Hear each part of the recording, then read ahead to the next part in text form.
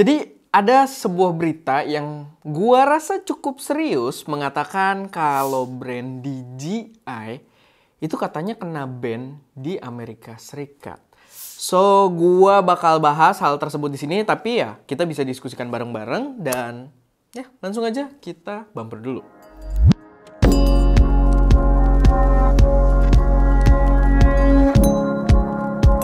Halo semuanya, selamat datang di channel SM Media dengan gua Erwin. Dan pada video kali ini kita bakal bahas sedikit tentang fenomena brand DJI itu di-banned di Amerika Serikat. Dan ini adalah berita yang cukup menarik gua rasa karena ini berkaitan juga dengan dunia produksi konten kreatif. Awalnya juga gue nggak tahu soal berita ini, jadi cukup unik ya karena beritanya tuh nggak begitu kedengeran. Tapi awalnya itu gue pertama tahu ada yang komen di channel SM Media mengatakan kalau DJI lagi di-ban di USA. Dan setelah gue coba buat cari-cari gitu kan, akhirnya gue coba cari-cari dan ternyata bener. Gue nemu di sebuah artikel di Petapixel itu yang mengatakan kalau DJI telah masuk dalam daftar blacklist di Amerika Serikat. Cuman yang menarik, gue nyari di DP Review tuh nggak ada beritanya gitu. Gue nemunya cuma di Petapixel sama beberapa sumber artikel lainnya. Jadi beritanya tuh agak aneh, kayak bukan sebuah big deal gitu. Yang padahal menurut gue untuk brand DJI di blacklist di Amerika itu adalah hal yang benar-benar big deal gitu ya. Sesuatu yang patut juga untuk dibahas. Dan ketika gue baca di Petapixel, itu ternyata si DJI ini dia telah di blacklist oleh Departemen Pertahanan Amerika dan termasuk ke dalam kategori listing Chinese Military Company. Yang oke, ternyata cukup serius gitu kan. Cuman ya menurut gue menarik kenapa beritanya nggak ada. So kita pengen bahas tentang hal tersebut. Jadi di sini setahu gue begitu sebuah perusahaan itu di blacklist oleh Departemen Pertahanan Amerika, otomatis mereka harus menghentikan kegiatannya, kerjasamanya dengan pasar Amerika. Entah mungkin dari sistem supply produknya, sistem jual belinya, bahkan sampai kalau misalkan mereka ada kolaborasi technological advancement, pengembangan teknologi dalam bentuk apapun itu harus berhenti. Dan menurut gue itu harusnya banyak banget mempengaruhi kegiatan kreator di sana gitu. Karena gue juga tahu banget kalau kebanyakan kreator di Amerika itu banyak banget pengguna produk-produknya DJI. Jadi ya itu dia, maksudnya ini agak unik juga karena beritanya nggak begitu naik, artikelnya nggak ada di mana-mana gitu. Gue pun pertama tahu dari komentar subscriber di channel ST Media. Jadi agak unik kenapa ini tidak diberitakan secara besar karena gue yakin pengaruhnya harusnya gede. Sebelumnya kan ada kejadian juga gitu ya di industri yang berbeda, Huawei yang di-ban sama Amerika dan itu pengaruhnya besar banget untuk Huawei sampai ke kita-kitanya juga pengguna yang di negara-negara lain itu jadi kesulitan karena kerjasama mereka antara Huawei dengan Google Mobile Service harus dihentikan. Jadi nggak bisa bawa service-servicenya Google di device-device Huawei walaupun nggak dijual di Amerika gitu ya. Dan menurut gue itu big deal banget dan gue agak takut kalau DJI akan mengalami hal yang sama. Balik lagi agak unik di sini di blacklist oleh Departemen Pertahanan Amerika dan gue nggak ngerti device apa yang akan menggantikan hal tersebut untuk para kreator di sana gitu. Karena opsi lainnya lawannya DJI itu yang gede-gede juga rata-rata perusahaan Cina juga gitu. Kayak Autel Robotics, setahu gue pesaing paling gedenya itu Autel Robotics dan itu juga perusahaan yang headquarternya berada di Shenzhen, China gitu ya. Jadi ya agak lucu gitu di sini dan gue yakin mereka juga menjual produk yang agak-agak mirip dan apakah mereka akan di-ban juga? Kita tidak tahu. Apakah mereka nggak di-ban karena pasarnya nggak segede DJI? Kita tidak tahu. Dan itu juga, maksud gue pengaruhnya pun tidak berhenti di drone doang. Kalau kita berbicara soal DJI, DJI itu megang lumayan gede untuk brand gimbal juga. Walaupun gue bukan pengguna DJI, tapi gue mengakui, maksudnya gimbal DJI ya. Tapi gue mengakui kalau brand gimbal DJI itu besar banget.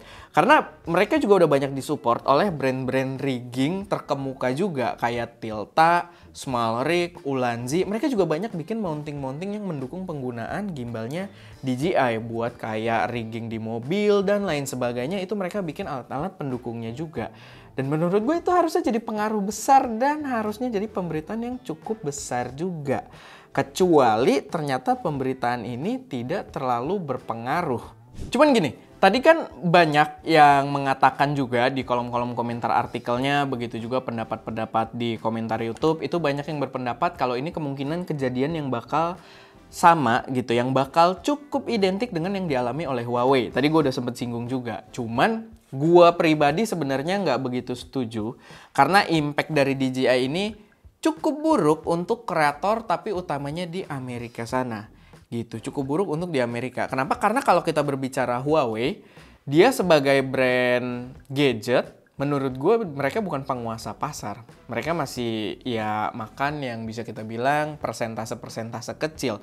Tetap penguasa pasarnya adalah Apple, Samsung gitu kan. Lalu Huawei mungkin sekelas dengan Xiaomi gitu kan dalam mengambil market pasarnya gitu, persentasenya. Tapi kalau kita berbicara DJI, untuk pasar drone, itu mereka sangat-sangat berkuasa. Bahkan di beberapa komentar gue baca kalau mereka menguasai 70% pasar. Dan gue nggak heran, karena memang brand DJI untuk drone itu gede banget pengaruhnya dibandingkan dengan brand-brand lainnya yang makan remahan-remahan kecil dari pasar drone-nya DJI. Karena mereka juga yang develop pasar drone untuk dinikmati khalayak luas gitu ya, kreator-kreator pemula dan lain sebagainya.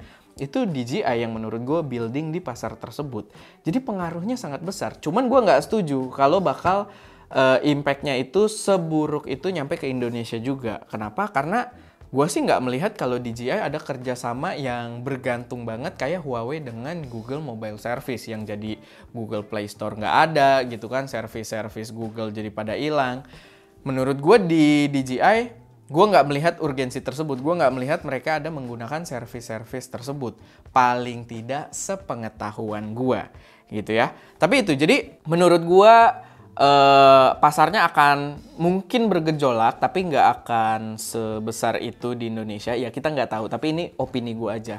Tapi mungkin nggak akan berpengaruh besar di Indonesia, tapi secara global harusnya terpengaruh. Karena mungkin kita jadi akan kesulitan melihat konten-konten US yang membahas barang-barang DJI gitu. Jadi tetap bakal ada impact, tetap ada efek-efek tertentu, tapi ya mungkin nggak segede Huawei gitu.